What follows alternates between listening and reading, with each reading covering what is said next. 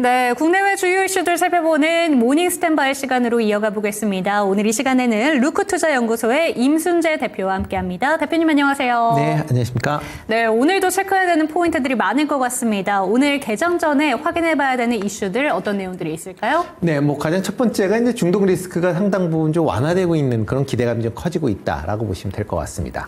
지난 금요일 날 이스라엘이 이란을 공격을 하면서부터 시작된 이런 이제 공방이 지금 사흘째 연속 이어지고 있는 그런 모습을 보이고 있습니다. 그렇지만 시장에서는 긴장도가 상당히 좀 완화되고 있는 그런 모양인데요. 가장 큰 게 이제 양국 간의 분쟁이 중동 전체로 확전되지는 않을 것이다라는 기대감이 가장 크게 있다라고 보시면 될 것 같습니다. 이스라엘의 지금 공격을 계속 하고는 있지만 지금 이란의 대표적인 정유시설 쪽으로는 공격을 안 하고 있는 그런 상황이고요. 지금 이란 내에서 지금 공격을 받고 있는 에너지 시설은 이란 내부용 생산 시설이다라고 보시면 될 것 같습니다.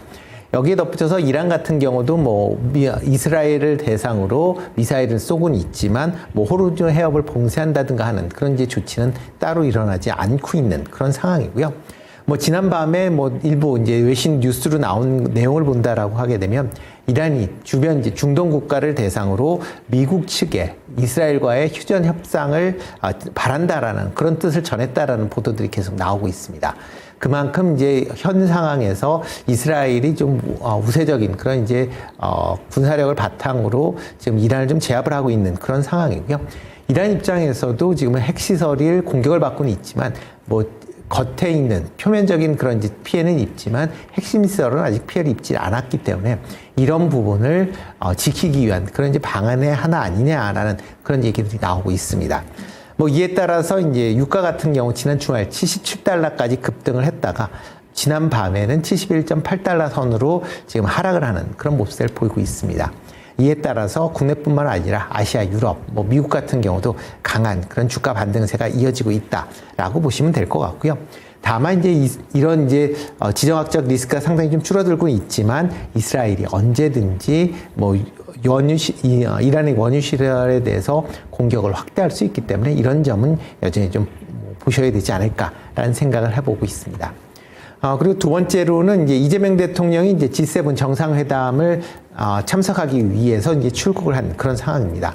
오늘 새벽에 이제 캐나다에 도착한 걸로 지금 알려져 있고요. 네. G7 이외에 한국, 호주, 브라질 등 총 7개국이 초청이 된 그런 상황입니다. 이번에 이제 G7 정상회담을 통해서 이재명 대통령의 이제 정상외교 데뷔전이 이제 시작이 됐다라고 보시면 될 것 같고요. 그동안 대선 과정에서도 계속 얘기했었던 국익 중심의 실용 외교에 첫 발을 딛는 그런 이제 모습이다라고 보시면 될 것 같습니다. 오늘 이제 첫째 날인데요. 첫째 날 같은 경우는 G7 정상들과의 회담이 있을 걸로 예상은 안 되고 있고 초청 국가들 간에 이제 정상들과의 회담이 있을 예정이다라고 보여지고요. 내일이죠. 둘째 날 같은 경우는 G7 확대 섹션에 이제 참석을 할 걸로 예상이 되고 여기서 에너지와 관련된 그런 이제 주제로 발언을 할 것이다라고 지금 예정이 되어 있는 그런 상황입니다. 특히 내일 같은 경우 G7 이제 확대 섹션 이후에 미일을 비롯한 주요국 정상들과의 양자 정상회담이 진행될 것이다라는 그런 이제 예측들이 나오고 있는 그런 상황입니다. 이런 이제 양자 정상회담, 특히 이제 미국과의 정상회담에서는 가장 지금 크게 부각이 되고 있는 관세 협정에 따른 이제 무역 협상이 어떻게 진행이 될 것이냐, 그리고 이제 어떤 큰 틀이 합의가 될 것이냐라는 부분을 같이 좀 주목해 보셔야 되지 않을까 싶고요. 일본과의 이제 협상에서는 지금 가장 하는 게 이제 한일 관계가 과연 어떤 식으로 흘러갈 수 있느냐라는 부분도 같이 좀 주목해 보셔야 되지 않을까 싶습니다. 다만 G7 정상회담에서 대중국 견제가 나온다든가 아니면 러시아 관련된 그런 얘기들이 부정적인 얘기들이 나올 가능성이 상당히 높아 보이는 그런 상황입니다. 그렇다라고 하게 되면 지금 실용 외교를 표방하고 있는 이재명 대통령한테는 상당히 좀 부담으로 작용할 부분도 일부 있다라는 것도 같이 좀 보셔야 되지 않을까 싶고요. 그리고 세 번째로는 이제 19일 날 2차 추경 편성안이 이제 확정될 것이다라고 지금 확정돼서 국무회의에서 확정될 것이다라는 그런 얘기들이 나오고 있습니다. 지금 추경 규모는 한 20조 원 전후로 지금 예상이 되고 있고요. 특히 특히 이번 추경에서는 민생 회복 지원금, 그다음에 지역 화폐 등의 상당 부분 쓰일 걸로 예상이 되고 있고요. 오늘 당정회의에서 최종안이 확정이 될 걸로 예상이 되고 있습니다. 뭐 이렇게 뭐 내수 관련돼서 이제 대규모 추경이 발생을 한다라고 하게 되면 그만큼 시중 내에 이제 자금 유동성이 개선되는 그런 이제 효과들을 나타낼 수밖에 없는 거고요. 이게 이제 과연 뭐 단순하게 경기를 회복한다라는 측면에서 긍정적으로 볼 수는 있겠지만 이게 물가 부분에 좀 압력으로 작용할 가능성도 있다라고 좀 생각을 하고 있으니까 그런 점도 같이 보시면 좋을 것 같고 지역 화폐 관련된 종목들이 뭐 계속 좀 강한 그런 흐름세가 이어지지 않을까라는 생각을 해보고 있습니다. 그리고 마지막으로 이제 외국인 매매 패턴에 대해서 좀 주목해 보실 필요가 있지 않을까 싶습니다. 전일 이제 외국인이 6월 들어 처음으로 3,200억 정도로 이제 순매도로 전환하는 그런 모습을 보였습니다. 뭐 중동의 지정학적 리스크로 인해서 뭐 이제 단기 상승에 따른 차익 매물이 같이 좀 출회된 걸로 보여지는데요. 과연 외국인 순매도가 오늘 이어질지, 만약 이어진다라고 하게 되면 지수에 좀 부정적으로 작용할 가능성은 있고요. 만약 외국인이 순매수로 전환된다라고 하게 되면 지수 측면에서는 긍정적으로 봐도 되지 않을까라는 생각을 해보고 있습니다. 네, 이번 주에도 너무너무 좀 체크해야 될 포인트들이 많은 것 같습니다. 경제지표뿐만이 아니라 수급 상황이 어떻게 개선되고 있는지 이러한 부분들도 확인해 보시면 좋을 것 같은데요. 첫 번째 키워드 어떤 쪽으로 준비해 주셨을까요? 네, 일단 뭐 최근 들어 뭐 국내 입장에서 보면 수출이 가장 중요한 그런 하두가 될 수밖에 없다라고 보시면 될 것 같고요. 최근 변압기의 대미 수출이 상당히 호조를 보이고 있기 때문에 뭐 전력 설비 관련된 종목들은 여전히 좀 관심을 가지셔야 되지 않을까 싶습니다. 뭐 전일 같은 경우도 전력 설비 관련된 기업들이 상당히, 특히 변압기 관련된 기업들이 상당히 높은 주가 상승세를 보였는데요. 뭐 이렇게 가장 큰 이유를 본다라고 하게 되면 대형 변압기의 수출 증가세가 계속 호조를 보이고 있다라는 부분입니다. 지금 이제 6월 1일서부터 10일까지 기준으로 본다라고 하게 되면 1만 킬로볼트 암페어 이상의 이제 변압기, 그러니까 대형 변압기다라고 보시면 되는데요. 뭐 수출 금액이 3,300억 달러로 전년 동기 대비 188% 증가세를 보였습니다. 지난 5월 달에 69%의 증가세를 보였는데 이거를 큰 폭으로 상회하는 그런 이제 빠른 수출 성장세가 이어지고 있다라고 보시면 될 것 같고요. 특히 미국과 유럽의 이제 노후 인프라 설비 교체에 따른 이런 대형 변압기의 수요 증가가 수출 증가세로 같이 이어지고 있다라고 보시면 될 것 같습니다. 특히 이제 대미 수출세 증가세가 큰 폭으로 증가하는 게 눈에 띄고 있는 그런 상황인데요. 대형 변압기의 대미 수출액은 6월 10일까지 2,700만 달러를 기록을 하면서 전년 대비 540%, 그러니까 5배 이상 증가하는 그런 모습을 보이고 있습니다. 특히 4월 달에 100%, 그 다음에 5월 달에 300%에 이어서 지금 큰 폭의 상승세가 지속이 되고 있다라는 거고요. 미국 내에선 뭐 노후 전력망에 대한 인프라에 대한 교체 수요가 가장 큰 그런 차지를 하고 있고 이와 더불어 이제 AI 데이터 센터가 건설이 활발히 진행이 되면서 이에 따른 변압기 수출도 같이 증가세를 보이고 있다라고 보시면 될 것 같습니다. 여기에 이제 미중 무역 갈등으로 인해서 중국 변압기 업체들에 대한 강력한 규제에 따른 이제 반사 이익도 국내 업체가 지금 보고 있다라는 것 점도 같이 보시면 좋을 것 같고요. 이런 이제 미국 내의 변압기 수요는 당분간 이어질 걸로 예상이 되고 있습니다. 특히 미국 내의 대형 변압기 같은 경우는 대형 변압기의 70% 이상이 내구 연한인 25%를 넘어서고 있는 그런 상황입니다. 그렇다라고 하게 되면 이렇게 변압기가 오래된다라고 하게 되면 전력 이런 이제 사용의 효율성이 상당 부분 감소가 될 수밖에 없고요. 이런 부분을 감안하면 이런 오래된 변압기는 대부분 교체를 해야 된다라고 보시면 되는데요. 뭐 미국 내에 깔려 있는 변압기가 원체 많기 때문에 이거를 단시간 내에 교체하기는 상당히 어렵다라고 보시면 될 것 같고 최소한 교체하는 데는 10년 이상의 기간이 걸릴 걸로 예상이 되고 있습니다. 그렇다라고 하게 되면 뭐 상당히 이렇게 변압기에 대한 호황은 상당 부분 오래 걸릴 것이다라고 보시면 될 것 같고요. 특히 초고압 변압기 같은 경우는 현재 리드 타임, 그러니까 주문해서 실질적으로 이거를 이제 받는 데까지 걸리는 시간이 110주에서 200주까지 걸립니다. 그러니까 최대 3, 4년 이상 지금 걸리고 있기 때문에 그렇다라고 하게 되면 이런 초고압 변압기를 뭐 생산하고 있는 국내 업체에서는 이런 호황세가 상당 기간 이어질 가능성은 있다라고 보여지고요. 특히 여기에 AI 데이터 센터, 그 다음에 신재생에너지, 전기차 등과 같은 수요도 계속 증가하고 있기 때문에 변압기는 쉽게 그럼 주가는 꺾이지 않을 것이다 라고 보시면 되지 않을까 싶습니다.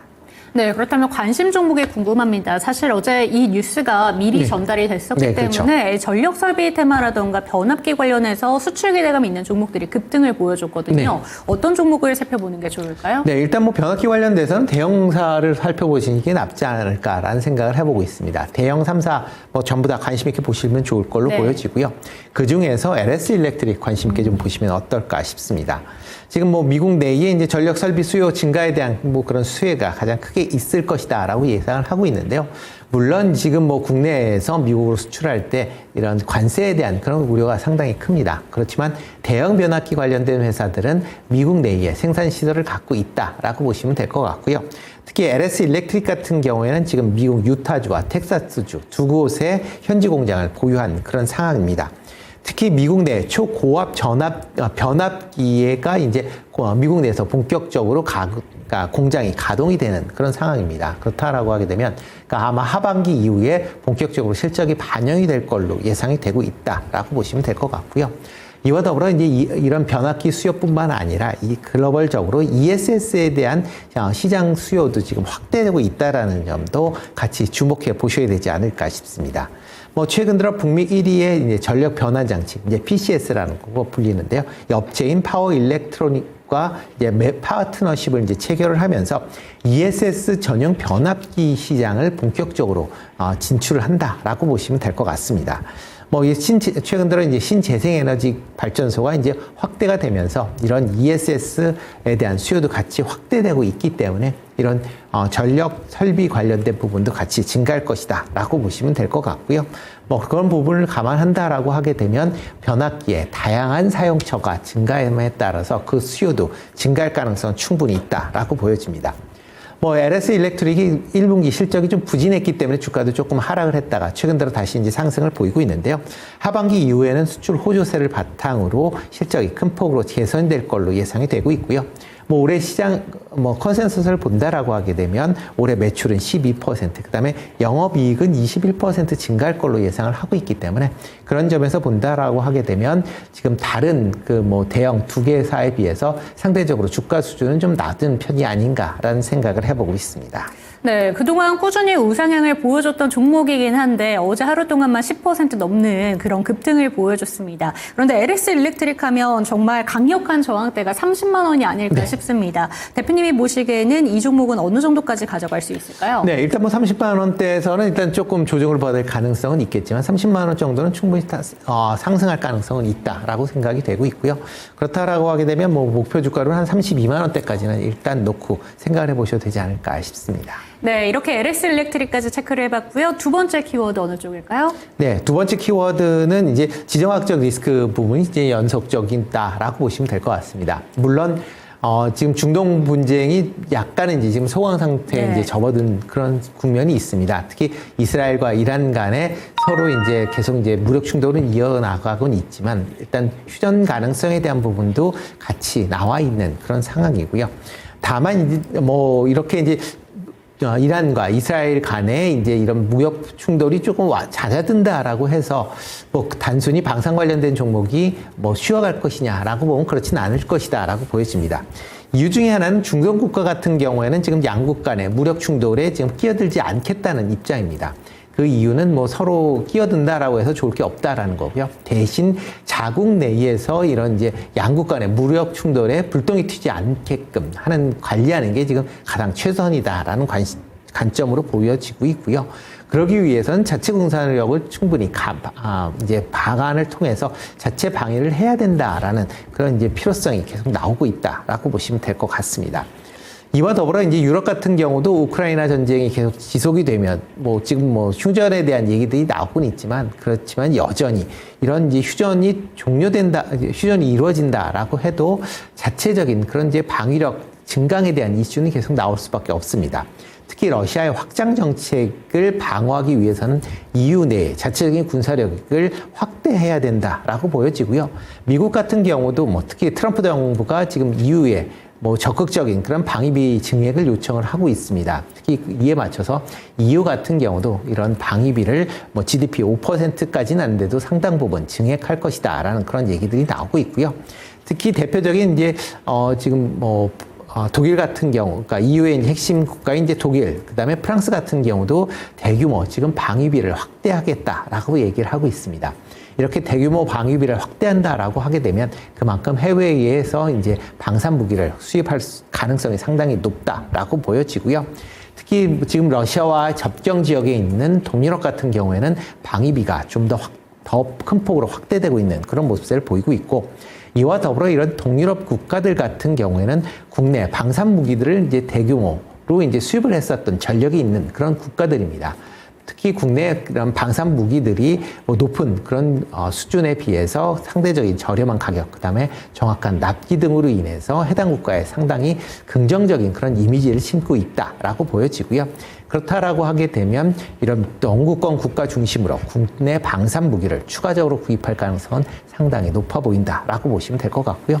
이와 더불어 중동 지역에서도 뭐 기존의 그런 이제 미사일 이런 이제 대공 방공 무기에서 지상 이제 무기로의 관심이 좀 확대되고 있다라는 점도 같이 좀 주목해 보실 필요가 있지 않을까 싶습니다.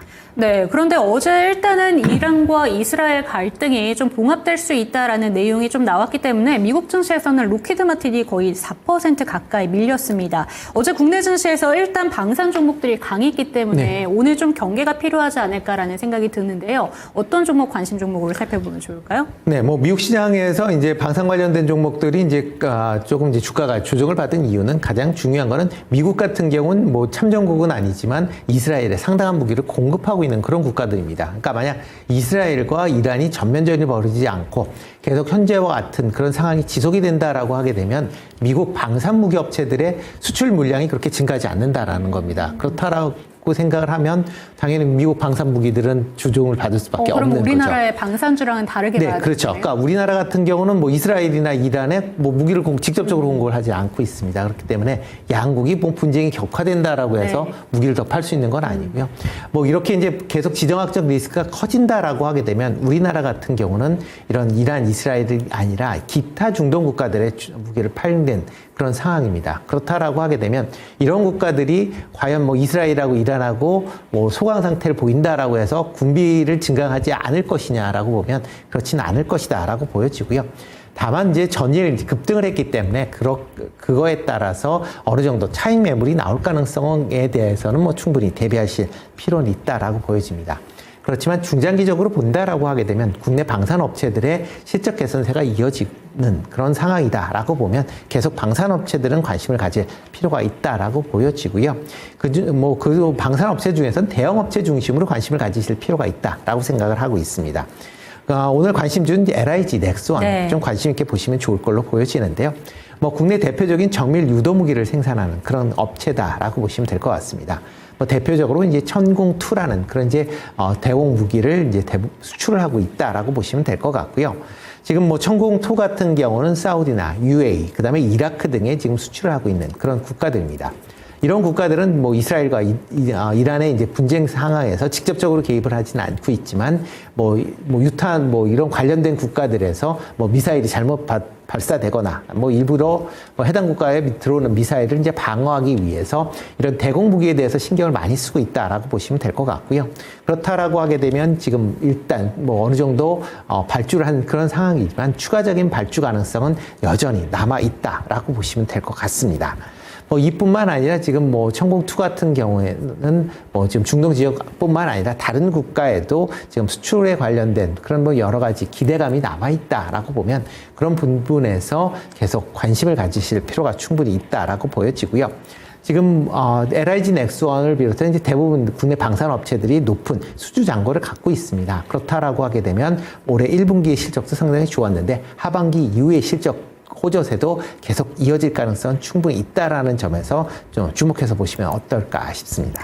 네, 신고가 영역이고요. 사실 증권사 목표가 밴드가 42만 원에서 53만 원인데 어제 종가가 55만 4천 원입니다. 네, 그렇습니다. 이런 신고가 영역에 있는 종목들은 어디까지 살펴봐야 될까가 가장 고민이실 것 같은데 대표님의 개인적인 의견이라도 제시해 주시죠. 네, 지금 뭐 상황에서 본다라고 하게 되면 10% 정도 뭐 추가적으로 상승할 여력은 남아 있다. 그러니까 60만 원대까지는 뭐 지금 상황에서는 더 올라갈 가능성은 남아 있다라고 좀 생각을 하고 있고요.